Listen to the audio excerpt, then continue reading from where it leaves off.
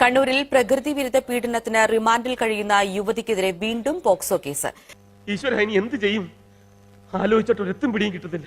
കഴിഞ്ഞ മാസം അറസ്റ്റിലായ സ്നേഹ മെർലിനെതിരെയാണ് കേസ്. മനസ്സിലായില്ല, കുറച്ചുകൂടി വ്യക്തമാക്കി തരാം.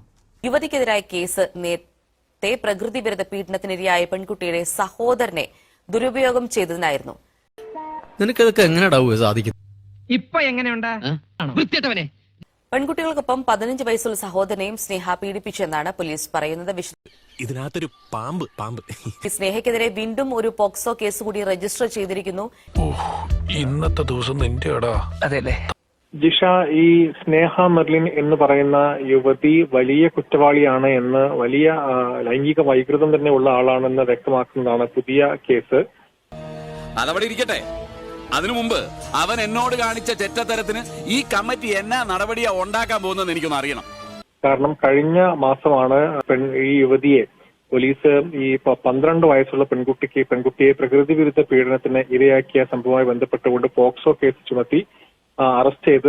നീ എന്തോ പ്രശ്നത്തിലൊക്കെ എറണാകുളത്തേക്ക് ബെനറ്റ് മുതലാളിയുടെ ഡോവർമാന്റെ കുണ്ടിൽ പടക്കം വെച്ച് പൊട്ടിയ നിസാർ കേസിനാണ് മകേഷ് ഏട്ടാ.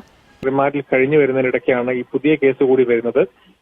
ഇതാ സാറേ നുണക്കുഴിയിൽ നാഴി വെള്ളം കൊള്ളും. നീ ആരടി കുത്തിയത്? അത് സാറേ ഇന്നലത്തെ കുത്താണോ അതോ? ഇത് 2 വർഷം മുൻപ് മറ്റൊരു പോക്സോ കേസും ഈ സ്നേഹ മെർലിനെതിരെ ഉണ്ട്. പേര് പോലെ തന്നെ കണ്ട ആളൊരു ബോംബാ. കളിയാക്കാതെ, ബോംബൊന്നുമല്ല, അത്രയ്ക്കൊന്നുമില്ല. പിന്നെ വെടിയാ. അത്തരത്തിൽ നിരവധി തവണയായി ഈ സമാനമായ കുറ്റകൃത്യം ചെയ്തുകൊണ്ടിരിക്കുന്ന പ്രതിയാണ് ഈ സ്നേഹ മെർലിൻ എന്നതുകൂടിയാണ് ഇതിൽ നിന്ന്. വെടിവെച്ചാൻ കോവിൽ എവിടെയോ വെച്ച് കണ്ടതുപോലെ ഓർമ്മ എനിക്കുണ്ട്.